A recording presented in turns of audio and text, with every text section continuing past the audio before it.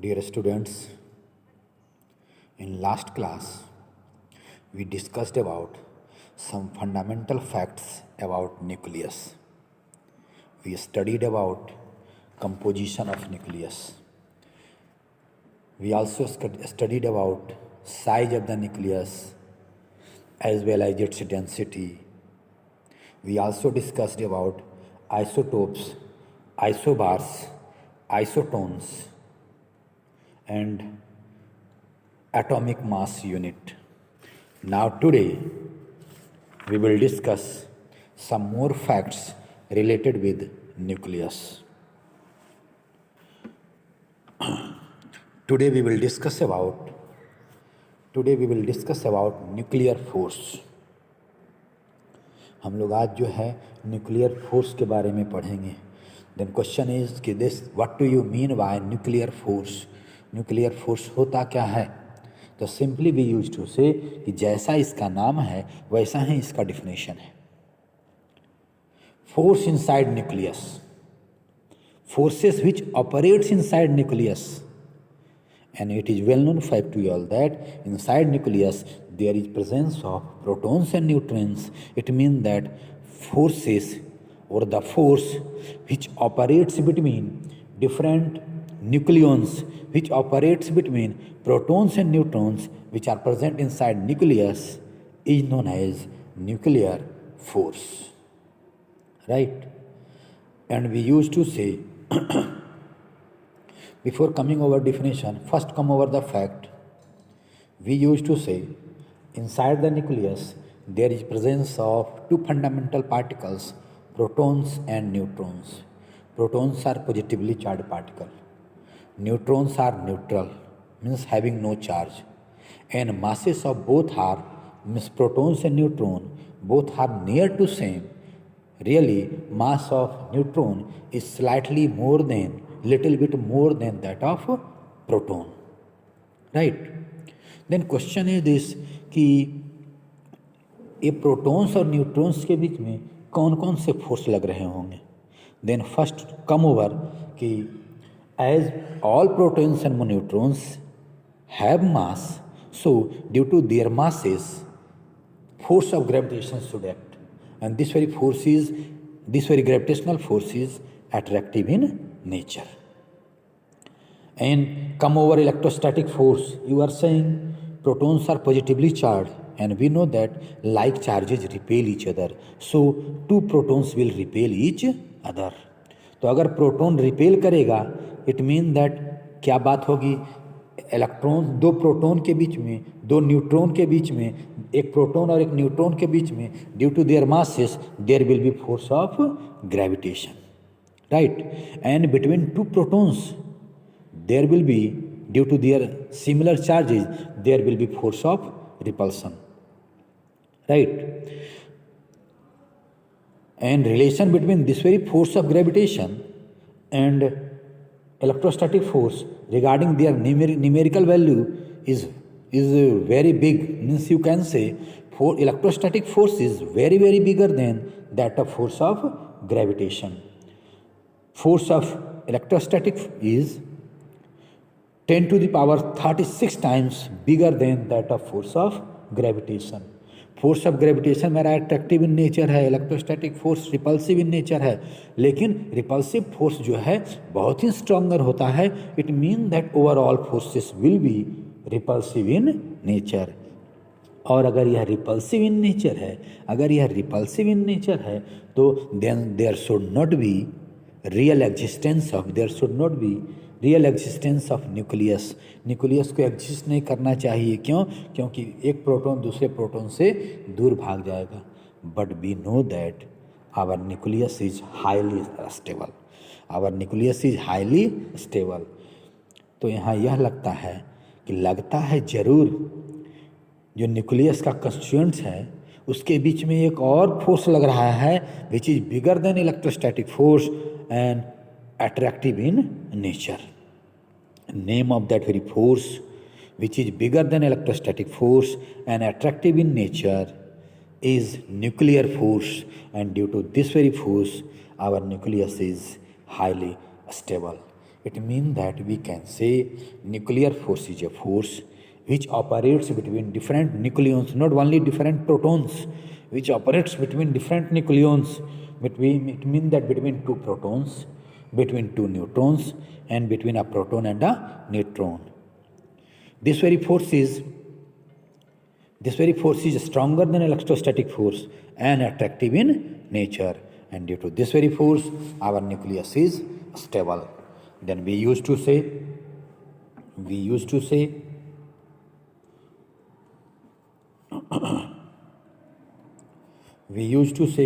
a strong attractive interaction. अगर force लग रहा है means there is interaction between two protons, between two neutrons, between a proton and neutron. We use to say a strong attractive interaction between the nucleons is called nuclear force. जो nucleons के बीच में interaction हो रहा है which is attractive in nature and which is stronger also, this very force is nuclear force. Or you can say nuclear force is a strong attractive force. Nuclear force is a strong attractive force that binds the protons and neutrons together inside the nucleus. Right? Means we can say nuclear force is a strong attractive force that binds the protons and neutrons together inside the nucleus. Yes. Now come over कि what are the different features of this very force. Then we used to say first point is strongest interaction. यह जो force है nuclear force which operates between different nucleons, this very force is a strongest force known in nature. अभी तक दुनिया में जितने भी forces हैं उन सभी में सबसे स्ट्रॉन्गर है.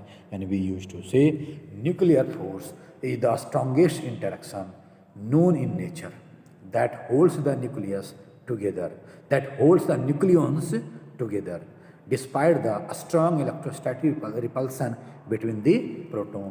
यह जो है यही अट्रैक्टिव फोर्स जो है पूरे न्यूक्लियस को स्टेबल किए हुए हैं, जबकि इलेक्ट्रोस्टैटिक फोर्स जो है जो प्रोटॉन के बीच में लग रहा है वह जो है रिपल्सिव इन नेचर है.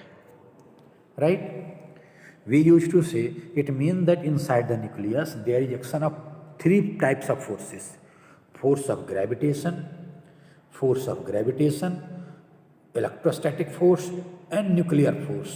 इन तीनों का जो है न्यूमेरिकल वैल्यू का क्या रेशियो है? देन वी यूज टू से Fg ratio Fe ratio Fn.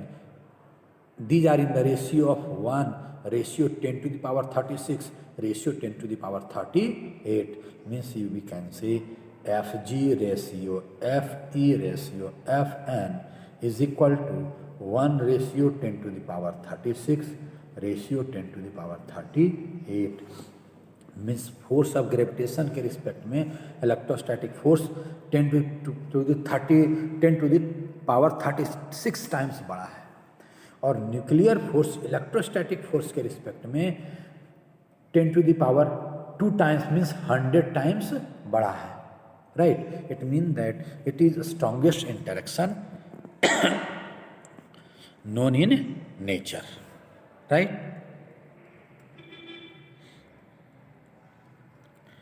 This very nuclear force is short range force. यह जो होता है बहुत थोड़ी दूरी में लगता है.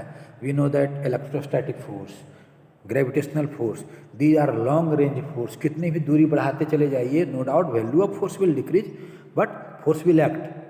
But this very force is short range force. या बहुत छोटे दूर में इसके जो है कंस्टिट्यूएंट्स रहेंगे तो फोर्स लगेगा, और ऐसे नहीं लगेगा. जैसे ही सेपरेशन बढ़ाएंगे तो लगना बंद हो जाएगा. We used to say, unlike gravitational and electrostatic force, nuclear force is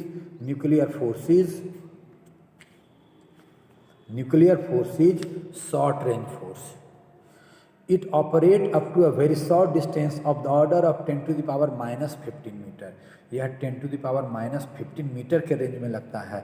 आपने पढ़ा है size of the nucleus is 10 to the power 14 metre. अगर न्यूक्लियस का साइज यह है तो यह इस रेंज में फोर्स लगता है, मतलब कि न्यूक्लियस के अंदर ढेर सारे न्यूक्लियंस, लेकिन यह जो लगेगा वैसे दो न्यूक्लियन के बीच में लगेगा जिसका कि डिस्टेंस इतना. जिसका कि डिस्टेंस, जिसके बीच में डिस्टेंस इतना हो 10⁻⁻15 मीटर। इट मीन दैट यह जो फोर्स लगेगा बिटवीन टू नेबरिंग न्यूक्लियॉन्स लगेगा, दूर वाले न्यूक्लियॉन पर भी नहीं लगेगा। मतलब इन दोनों के बीच में फोर्स लगेगा, यही इसके बीच में और इसके बीच में नहीं लगेगा। Right, it mean that it is short range force.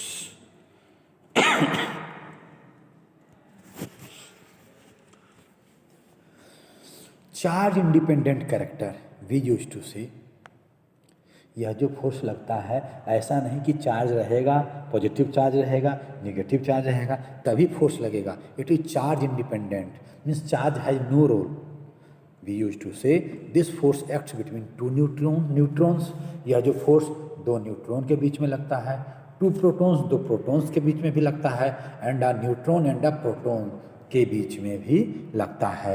It mean that we can say this very force does not depend on charge of the particle के चार्ज पर यह डिपेंड नहीं करता है। Right,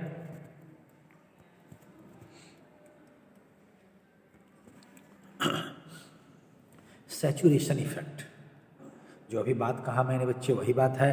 a nucleon interacts only with its neighbouring nucleon as it is short range force. अगर यह short range force है, यह बहुत ज़्यादा दूर में नहीं लगता है। न्यूक्लियस का साइज जो है 10⁻⁻14 है, लेकिन इसका जो ऑपरेटिव डिस्टेंस है 10⁻⁻15 है। इसका मतलब यह दो दूर वाले न्यूक्लियन के भी बीच में नहीं लगेगा, दो नज़दीक वाले जो नेबरिंग न्यूक्लियन है केवल उनके बीच में लगेगा। That's why we used to say a nucleon interacts only with its neighboring nucleon. This very nuclear force is non-central force. Non-central force, then question is this, what do you mean by central force? Then we used to say electrostatic force is central force. Force of gravitation is central force. क्यों कहते हैं? क्योंकि अगर एक मास यहाँ है, if your one mass is here and another mass is here and you are talking about force of gravitation, तो जो force of gravitation दोनों के मिलाने वाली जो लाइन होगी, दोनों के सेंटर को मिलाने वाली लाइन होगी, उसी लाइन के अलॉन्ग लगता है। इलेक्ट्रोस्टैटिक फोर्स भी जो है उसी लाइन के अलॉन्ग लगता है, या तो अट्रैक्टिव या रिपल्सिव, उसी लाइन के अलॉन्ग लगता है। But this very nuclear force is non-central force, mean that the nuclear force between two nucleons does not act along the line joining their centers. Right?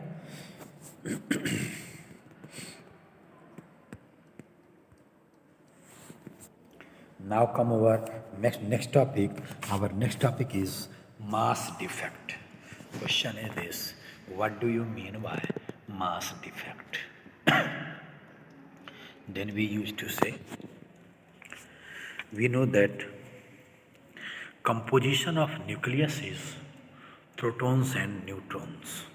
Nucleus का जो है composition है protons और neutrons है, means our nucleus is made up of protons and neutrons. तो अगर कोई भी न्यूक्लियस हम लोग लेते हैं, जितने न्यूट्रॉन और प्रोटॉन से मिलकर के वो बना है, उस न्यूक्लियस का मास कितना होना चाहिए? Then simply we use to say जितने उसके कंस्टिट्यूएंट्स हैं उसका टोटल सम मास जितना होगा that should be mass of that very nucleus. भाई हमने न्यूक्लियस के अंदर प्रोटॉन्स और न्यूट्रॉन्स रखा है, तो प्रोटॉन्स और न्यूट्रॉन्स जितने टोटल इन नंबर है इसके जितने टोटल मास होने चाहिए वही मास न्यूक्लियस का होना चाहिए। But really mass of A stable nucleus is always less than the sum of masses of constituents protons and neutrons। जो एक स्टेबल न्यूक्लियस जो होता है उसका जो मास होता है उसके कंस्टिट्यूएंट्स के मासेस से कम होता है। It mean that at the time of formation of nucleus of an atom there is some amount of loss of mass. This very loss of mass at the time of formation of a stable nucleus is known as mass defect. And we used to say the difference between rest mass of nucleus and some of the rest masses of its constituent nucleons is called mass defect. Right?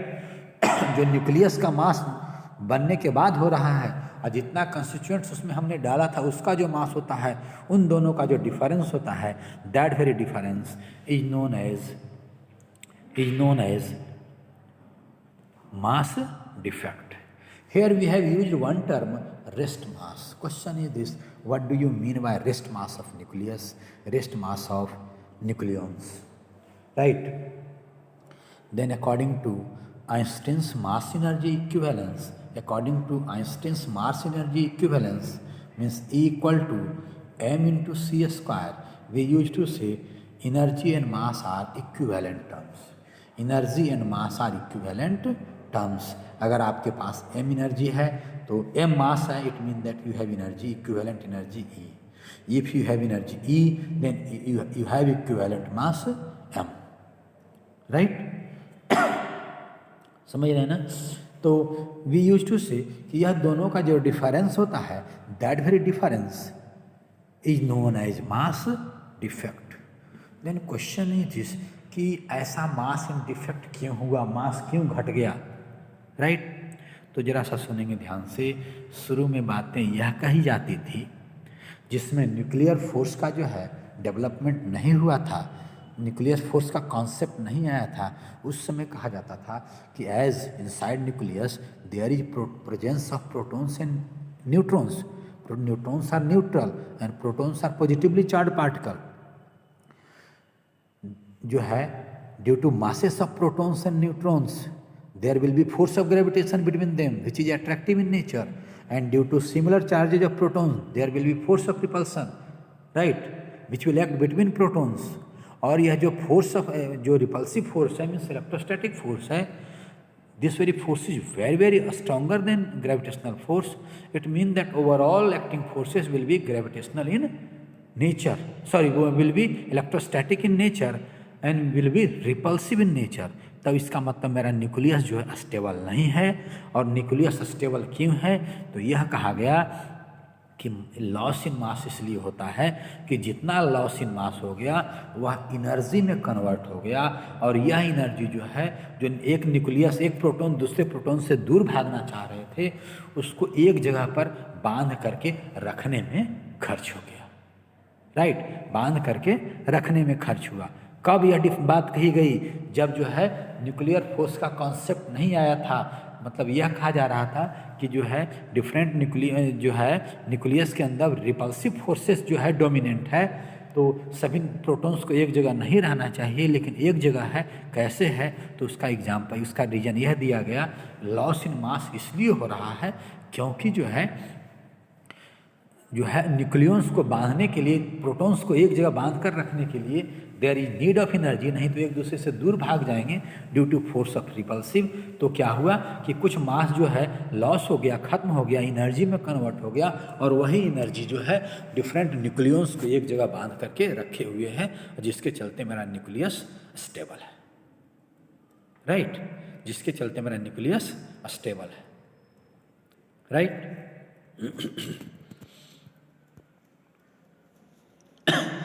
Then now come over कि what will be value of mass defect. Mass defect होगा क्या? Then consider a nucleus. एक nucleus लीजिए, Z nucleus is X, means take a nuclide X having whose atomic number is z and mass number is a. It means that its nucleus will contain z proton and a minus z neutron. Right? इसका nucleus जो है Z proton contain करेगा and A minus Z neutron contain करेगा. Right? Then what will be mass defect? Then we can say mass defect delta M. Mass defect delta M will be equal to mass of Z proton plus mass of A minus Z neutron minus mass of the formed nucleus. And we use to write it will be equal to delta m. Mass defect is delta m. Delta m will be equal to mass of the proton into Z. एक mass का proton हमने mp लिया है तो Z proton है Z into mp, and mass of the neutron को हमने mn लिया है m N mass of the neutron. Then we have a minus Z neutron, so its total mass will be equal to a minus Z mn. तो constituents का मास कितना हो गया? इतना हो गया. और late us suppose mass of the form nucleus is small m, So mass defect will be equal to this, mass defect will be equal to this minus this, right?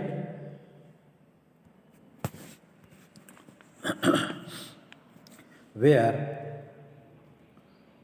MP, Mn and M are rest masses of proton, neutron and nucleus. Proton, mass of the proton, mass of the neutron and mass of the nucleus. यहाँ पर हमने word use किया जो है rest mass. Question is this कि what is rest mass. Then बाबू, according to Einstein mass energy relation, अगर जो कोई m मास है तो उसका equivalent energy E equal to mc² है, राइट. और अगर वही जो मास है विच इज इन रेस्ट, अगर वह मोशन में है तो वह काइनेटिक एनर्जी भी पोजेस करेगा, राइट. इट मीन दैट यहाँ पर हमने जो प्रोटॉन, न्यूट्रॉन और न्यूक्लियस लिया है they are in rest. That's why we have used term rest mass. Now come over next term, packing fraction. Question is this की व्हाट इज पैकिंग फ्रैक्शन. तो हमने तो अभी यह कहा कि अगर कोई न्यूक्लियस फॉर्म होता है तो उसका मास उसके कंस्टिट्यूएंट से कम हो जाता है, राइट. तो वह जो मास का डिफेक्ट हुआ है वह कितने टोटल न्यूक्लियन, जितने न्यूक्लियस के अंदर प्रोटॉन और न्यूट्रॉन है उतने पर डिफेक्ट हुआ है. तो एक न्यूक्लियस के हिस्से, एक न्यूक्लियन के हिस्से में कितना आया, उसके लिए एक नया टर्म डिफाइन करते हैं. Name of that very term is packing fraction and we use to write mass defect per nucleon. एक न्यूक्लियन के हिस्से में कितना मास डिफेक्ट आया, mass defect per nucleon is known as packing fraction, is known as packing fraction. And we used to write PF packing fraction is equal to mass defect by nucleons. The total nucleons कितने होंगे mass number के बराबर. So we used to write packing fraction equal to mass defect by mass number, which will be equal to delta M by A, which will be equal to delta M by A, right. This very packing fraction is directly related to the availability of nuclear energy and the stability of the nucleus. Now dear students, you tell me, chemistry में एक theory हम लोग पढ़ते हैं, less energy more stable. अभी आपके पास nucleus के different constituents थे, दूर दूर सेपरेटेड थे, राइट. जब न्यूक्लियस का, तो उसके पास टोटल कितनी एनर्जी थी, E equal to mc² formula से निकाल सकते हैं. जब वो न्यूक्लियस का फॉर्मेशन हुआ, अब उसके पास मास कम रह गया है, मीन्स अब उसके पास एनर्जी कम रह गया है, तो हम लोग एक थ्योरी पढ़ते हैं less energy more stable. It mean that now the nucleus which has formed that is more stable, वह ज़्यादा स्टेबल है in comparison to its constituents, right. And one more thing, इसका मतलब क्या है, अगर ज़्यादा एनर्जी निकल रहा है then mass defect will be more, and when mass defect will be more then packing fraction will be more, and when packing fraction will be more, तो उसने ज़्यादा एनर्जी रिलीज कर दिया, अपने पास एनर्जी कम रखा है, it mean that will be more stable. और वह जो जितना लॉस इन मास हुआ उसके इक्विवेलेंट एनर्जी को हम लोग अभी आगे पढ़ेंगे, that is known as nuclear energy. वह न्यूक्लियर एनर्जी कहलाता है. इट मीन दैट उसने आपको न्यूक्लियस फॉर्म हो करके जो एनर्जी, जितना मास लॉस इन मास हुआ, जितना उसका इक्विवेलेंट एनर्जी हुआ, that will be more energy, right. It mean that, और उसी को न्यूक्लियर एनर्जी कहते हैं. कैसे, अभी आगे मैं बताऊंगा. It mean that we can say packing fraction is directly related with availability of nuclear energy, and it also gives us knowledge about stability of the nucleus. More mass defect, more packing friction, more availability of nuclear energy, and more stable will be nucleus.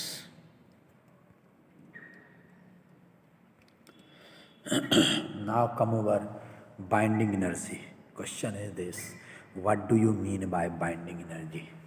तो पहले definition यह दिया जाता था, जिस समय nuclear force का concept नहीं आया था, उस समय यह दिया जाता था कि जो लॉस इन मास हुआ eight the time of formation of nucleus, वह मास जो है एनर्जी के फॉर्म में कन्वर्ट होकर के न्यूक्लियस को बांधने में चला गया, और उसी एनर्जी को कहा जाता था binding energy. And we used to say The energy which gets consumed in binding the different nucleons for making a stable nucleus is known as binding energy.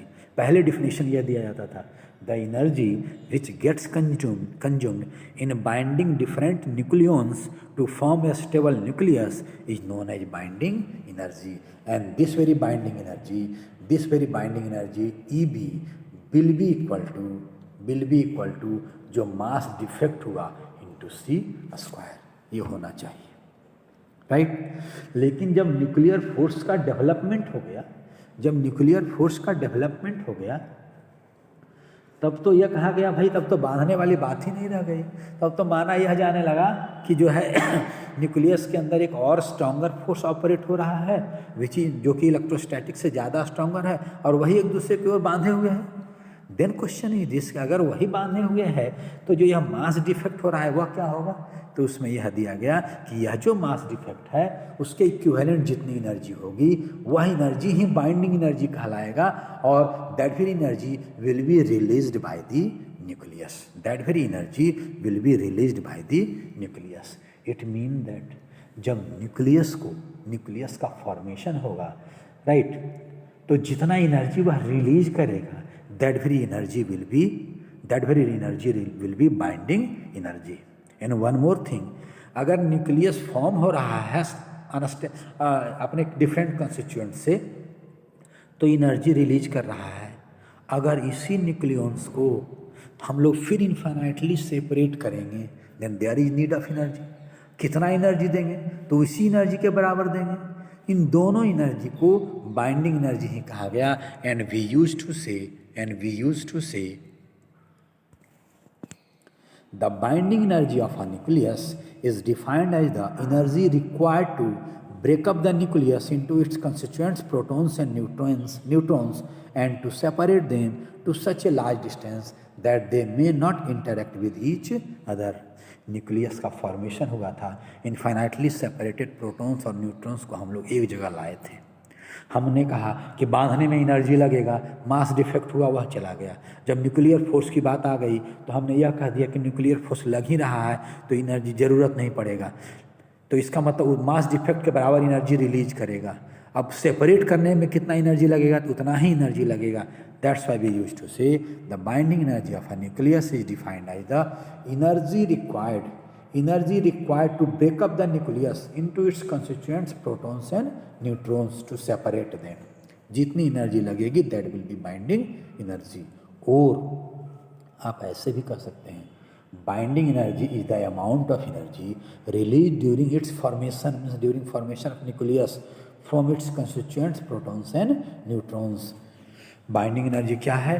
जब किसी न्यूक्लियस का फॉर्मेशन होता है फ्रॉम इट्स कंस्टिट्यूएंट्स, उस समय जितनी energy release होगी that will be binding energy, right. And we denote this very binding energy by delta E B. It can be studied in term of mass defect. हम लोग इसको mass defect के term में कैसे study करेंगे? Then see here, during formation of a nucleus के formation के समय from its constituents protons and neutron there is loss of some amount of mass. हमने यह पढ़ा है कि कुछ मास का लॉस होता है और वही mass which gets converted into energy. कुछ मास का लॉस होता है at the time of formation of nucleus, there is loss of some amount of mass which gets converted into energy. यही ना कहते हैं। देन व्हाट विल बी, और यही जो है जितना लॉस इन मास होगा उसका जितना इक्विवेलेंट एनर्जी होगा वही एनर्जी जो है न्यूक्लियस के फॉर्मेशन के समय रिलीज होगा, and that will be your binding energy. वही एनर्जी बाइंडिंग एनर्जी कहलाएगा। Then what will be binding energy? Delta E B will be equal to delta M into C square. अगर mass defect delta M हुआ है then binding energy will be equal to delta M C square. थोड़ी देर के लिए यहाँ पर हम लोग बाइंडिंग एनर्जी को ई बी से कह सकते थे, but here we use delta E B. Really यहाँ पर डेल्टा ई बी इसलिए कहा गया है चेंज इन बाइंडिंग एनर्जी। जरा सा आप मुझे बताएंगे, न्यूक्लियस के पास जब न्यूक्लियस दूर दूर सेपरेटेड थे उसके पास एनर्जी थी। जब न्यूक्लियस फॉर्मेशन हुआ तो इसके पास जो मास है उसका इक्विवेलेंट एनर्जी है, है ना। दोनों के बीच जो चेंज हुआ वही जो change energy, that very change in energy is known as binding energy. That's why we denote this very binding energy is by sign delta EB, and we used to write delta EB is equal to delta M into C square. Binding energy may also be defined as the energy which the nucleons give up by virtue of their interaction when they become bond together to form the nucleus. Binding energy क्या है? जब उसके nucleon से जब nucleus formation होता है तो जितना एनर्जी यह रिलीज करेगा, right, that very energy is known as binding energy, right.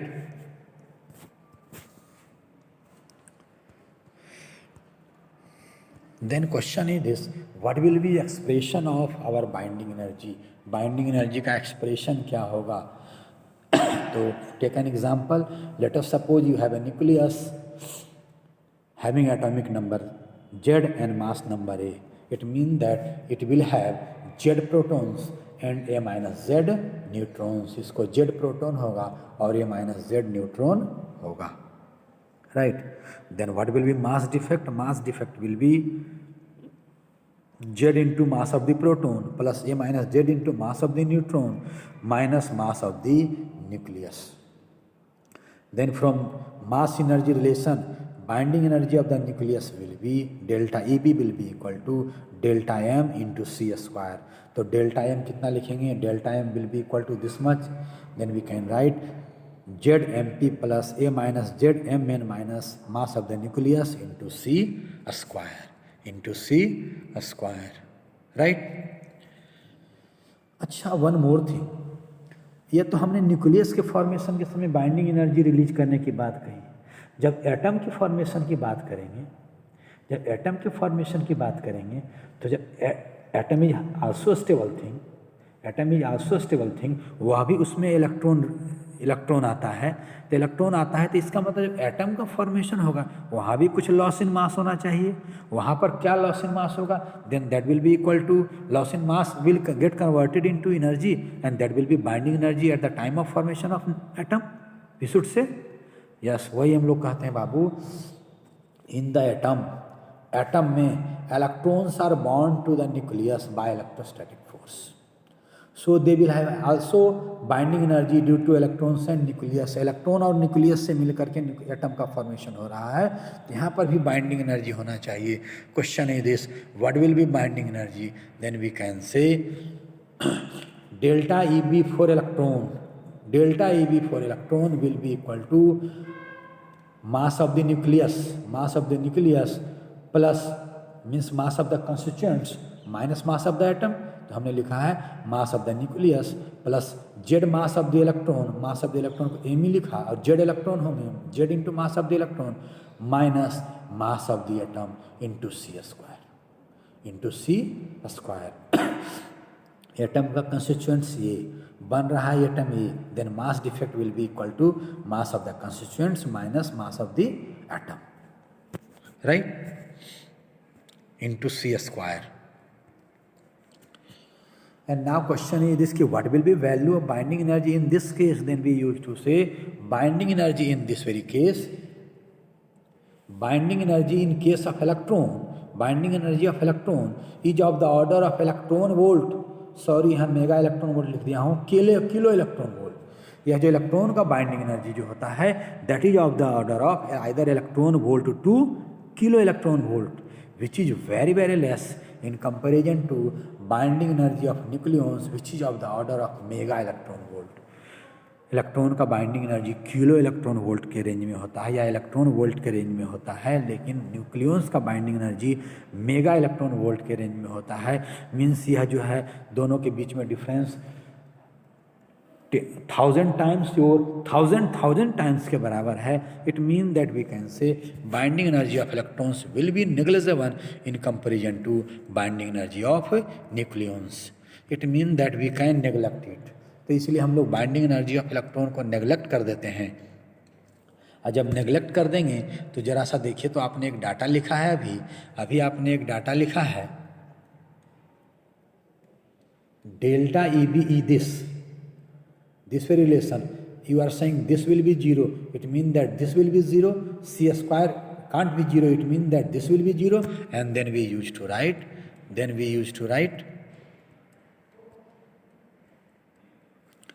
mass of the nucleus plus Z into mass of the electron minus mass of the atom will be 0. And when it will be 0,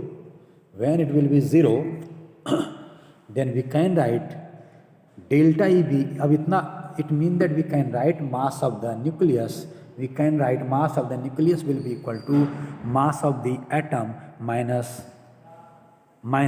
Z into mass of the electron, right?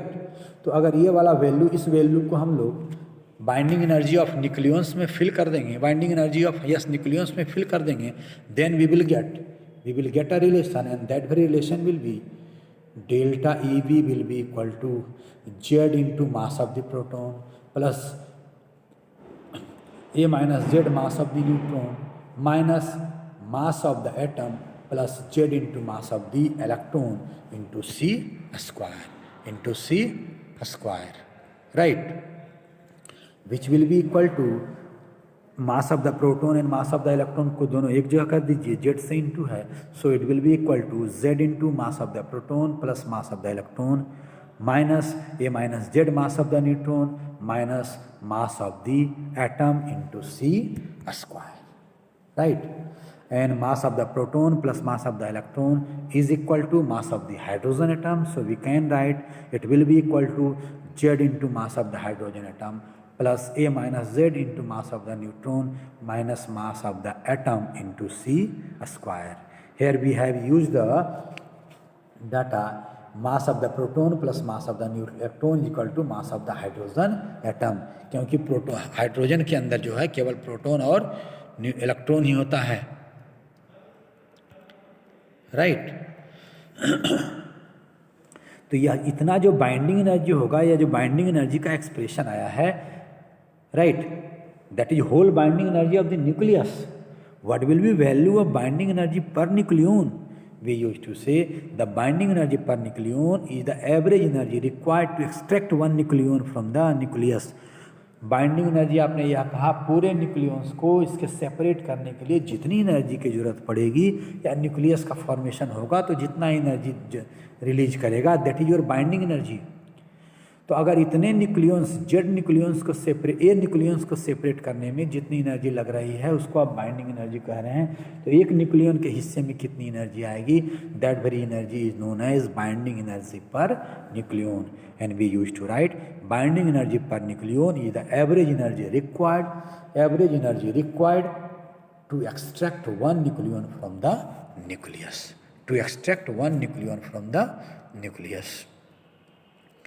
It means that we can write delta EB per nucleon, यहाँ पर मैंने n word दे दिया है, delta EBN means binding energy per nucleon will be equal to delta EB by A, क्योंकि A के बराबर जो है मास नंबर के बराबर न्यूक्लियंस न्यूक्लियस के अंदर होते हैं, राइट? अभी आपने यह कहा था when binding energy will be more, available nuclear energy will be more, उसी को न्यूक्लियर एनर्जी कहते हैं. Available nuclear energy will be more and nucleus will be more stable. It mean that this very binding energy as well as binding energy per nucleon will give us about stability of the nucleus. More binding energy per nucleon, more stable will be nucleus. More binding energy, that's why we used to write more binding energy, and more binding energy per nucleon, more will be stable the nucleus, right? जितना binding energy होगा, मतलब जितना ज़्यादा energy release करेगा उसके पास energy उतना ही कम होगा, और जितना कम एनर्जी उतना ही ज़्यादा stable. So nucleus will be more stable. अब इन दोनों में बाइंडिंग एनर्जी और बाइंडिंग एनर्जी पर न्यूक्लियन दोनों स्टेबिलिटी को बताते हैं, but binding energy per nucleons give better result than binding energy. कभी कभी बाइंडिंग एनर्जी वाला रिजल्ट एब्सर्ड हो जाता है, लेकिन बाइंडिंग एनर्जी पर न्यूक्लियन जो है that gives more better result about stability, means more binding energy per nucleon more stable will be nucleus. Now come over binding energy curve. ये binding energy curve है। Curve क्या है? तो यह जो है डिफरेंट न्यूक्लियस को जो है उसके बनने के समय जो एनर्जी रिलीज होगा वही बाइंडिंग एनर्जी होता है। तो डिफरेंट न्यूक्लियस अलग अलग, हमारे पीरियोडिक टेबल में ढेर सारे एलिमेंट हैं, सभी का बाइंडिंग एनर्जी पर न्यूक्लियन की वैल्यू क्या है जो कि स्टेबिलिटी को बताता है, उसको जो है उसके एनर्जी के साथ, उसके बाइंडिंग एनर्जी पर न्यूक्लियन के साथ मास नंबर के साथ जो है एक कर्व बनाया गया, and that very curve is known as binding energy curve. And we used to write the value of binding energy per nucleon of nucleus gives a measure of the stability of the nucleus. Greater the binding energy per nucleon of the nucleus, more stable is the nucleus. See this very graph along horizontal line के along जो है आपका जो है मास दिखाया गया है, और वर्टिकल लाइन के along देखिए बाइंडिंग एनर्जी पर न्यूक्लियन दिखाया गया है। राइट, देख रहे हैं? अब जरा ध्यान से देखिए, यहाँ हाइड्रोजन का है जो है लिथियम है, N है, O है, He है, 12 है, कार्बन है, ऑक्सीजन है, फिर और देखिए सभी एलिमेंट ऐसे दिखाए गए हैं। राइट, जिसका जो बाइंडिंग एनर्जी है, जिसका जो बाइंडिंग एनर्जी वो दिखा करके फिर सभी को ज्वाइन करके एक कर्व बनाया गया है। It mean that this very curve is giving us value of binding energy per nucleon. इसका कितना होगा? जिसका मास नंबर 50 है उसका कितना बाइंडिंग एनर्जी होगा? इतना। जिसका मास नंबर इतना है उसका कितना होगा बाइंडिंग एनर्जी पर न्यूक्लियन? इतना। That is given here. Right, graph is this, graph is like this,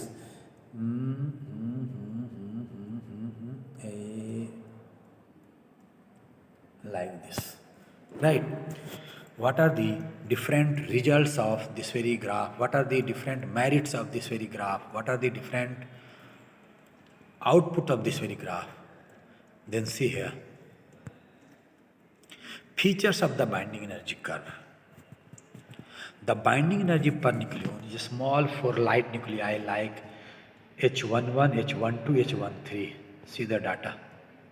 देखिए H11 देखिए जो है ये सभी एलिमेंट का बाइंडिंग एनर्जी पर न्यूक्लियन जो है बहुत ही कम है। इट मीन दैट बहुत ही कम है बाइंडिंग एनर्जी। इसका मतलब ये लोग एनर्जी रिलीज बहुत कम किए हैं।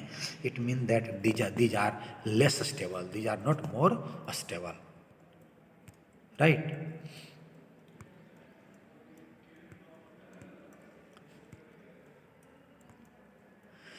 in the mass number from 2 to 20, there are maxima and minima of the curve.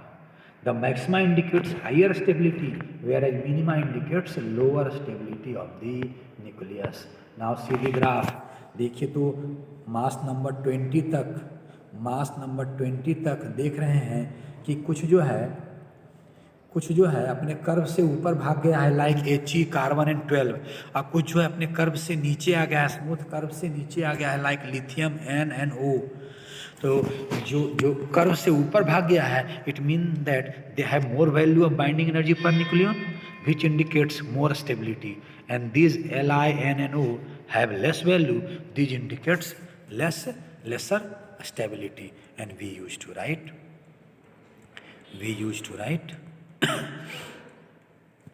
in the mass number from 2 to 20, there are maxima and minima on the curve.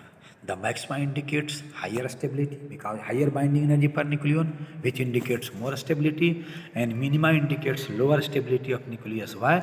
Minima means low binding energy per nucleon, so nucleus will be less stable.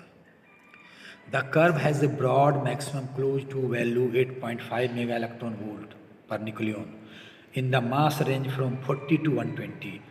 It has peak value of 8.8 mega electron volt per nucleon for Fe. See the graph. Yes, see. When you will move from mass number 40, to mass number 120। ये curve जो है एकदम broad जो है sorry 120, यहाँ पर जो देखेंगे एक प्लेटो शेप रीजन है, प्लेटो शेप रीजन है which indicates more stable nuclei है। और उसके बाद फिर जो है फिर ग्राफ बहुत ज़्यादा लो होने लगा है, मीन्स अब न्यूक्लिया जो है अनस्टेबल की ओर बढ़ रहा है। This very region which lie between mass number from 40 to 120 is known as plateau region having more stable nuclei, जिसमें कि न्यूक्लियस ज़्यादा स्टेबल है। इसका जो रेंज है near about 8.5 mega electron volt है, करीब करीब ऑन एन एवरेज। लेकिन इसमें भी एफ जो है, एफ का सबसे ज़्यादा है value, that is 8.8 mega electron volt, right.